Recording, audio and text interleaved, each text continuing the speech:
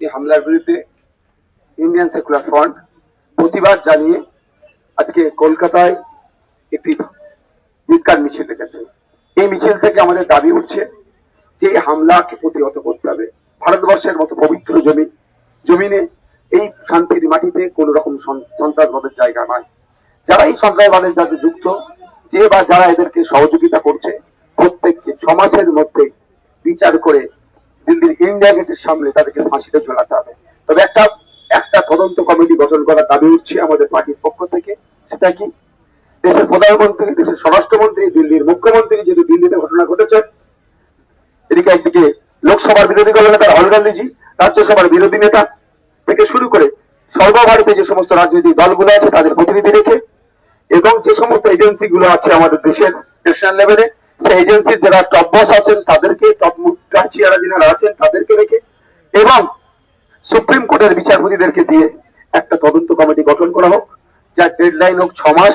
6 মাসের মধ্যে তদন্ত করে যারা এই কর্মকাণ্ডের সাথে যুক্ত সরাসরি এবং যারা তাকে সহযোগিতা করেছে প্রত্যেককে চিহ্নিত করে শাস্তি ব্যবস্থা হোক, সে শাস্তি দেওয়া হোক, তাদের ফাঁসি ইন্ডিয়া গেটের সামনে তাদেরকে ঝুলিয়ে দেওয়া হোক। কারণ এই যে দেশের রাজধানীতে হামলা হয়েছে, শুধু দেশের মানুষের 140 কোটি মানুষের বুকে আঘাত থাকেনি।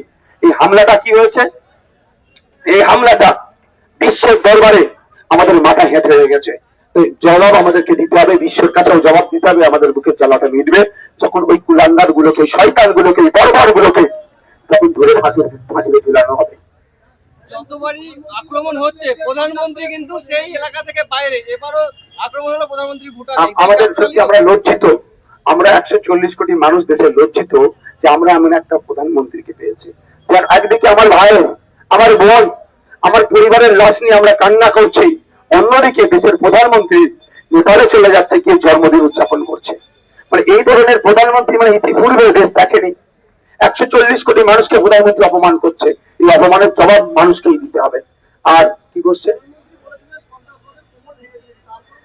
কেন্দ্রের বিজেপি সরকার 2014 সালের আগে থেকে শুরু করে আজকে পর্যন্ত যে কথা প্রতিশ্রুতি দিয়েছে, একটা পূরণ করতে পেরেছে? সবটাকেই ব্যর্থ। বলেছিল নোটবন্দির জন্য, নোটবন্দির ফলে যারা সন্ত্রাসী কার্যকলাপের সাথে যুক্ত তাদের কোমর ভাঙিয়ে দেবো। কি হলো? পুলওয়ামাতে অ্যাটাক হয়েছে। তারপরে কি হয়েছে? একাধিক উড়িতে অ্যাটাক হয়েছে, বিভিন্ন জায়গাতে, বিভিন্ন ক্ষেত্রে, আপনার বেলগাঁওতে হয়েছে, আপনার দিল্লিতে হয়েছে। এই ধরনের ঘটনা বেড়েই চলেছে।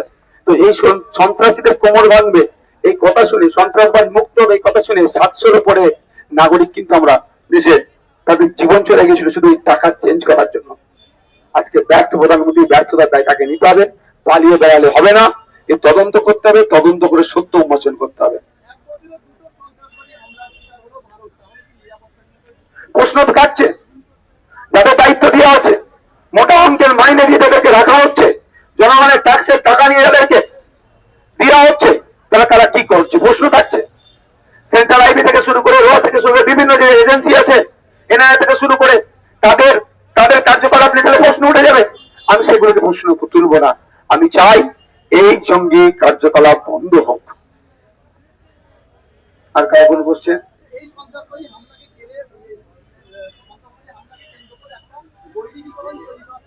এটা দেখতে বারবার বিজেপি ব্যর্থতাকে সুকৌশলে তাদের সফলতা করে নেয়। বিজেপির অন্যায়কে সুকৌশলে মিডিয়ার একটা অংশকে কাজে লাগিয়ে তারা তাদের এটা সফলতা হিসাবে দেখায়। বৈদিকীকরণ তাদের হিন্দুত্বের একটা ব্যবস্থা করছে। ফেলিওর হয়েছে ইন্টেলিজেন্স, ফেলিওর হয়েছে গোয়েন্দা বিভাগ, সন্ত্রাসবাদ হামলাকে আটকাতে পারেনি। এখন ওই ব্যর্থতা ঢাকা দেওয়ার জন্য হিন্দু মুসলমানের খেলা খেলতে শুরু করে দিয়েছে। ওই ব্যর্থতাকে ঢাকা দেওয়ার জন্য তারা তাদের মতো ভাবে এটাকে ইউজ করছে। তবে আমি একটা কথা বলবো, দেশের মানুষকে ঐক্যবদ্ধ হতে হবে। যে কোন ধরনের সন্ত্রাসবাদের বিরুদ্ধে দেশের মানুষকে ঐক্যবদ্ধ হয়ে লড়াই করতে হবে। বিজেপির সমস্ত ফেলিওরে কংগ্রেসকে টেনে আনা হয়, আরো একবার সুকান্ত মজুমদার সেটাই করলেন। কি বলবেন? দেখুন, পশ্চিমবঙ্গ রাজ্যে কিছু হলে উদাহরণ কি দেওয়া হয়, 34 বছরকে দেয়। আর বিজেপি, তৃণমূল কংগ্রেস ফেলিওর হচ্ছে, 34 বছরের গল্প শোনাচ্ছে। ঠিক কেন্দ্রের বিজেপি ফেল হলে 70 বছরের কংগ্রেসের গল্প শোনায়। এরা তৃণমূলের গল্প শোনায় 34 বছর, সিপিএম এর গল্প শোনায় 34 বছরের, আর ওরা কংগ্রেসের 70 বছরের গল্প শোনায়।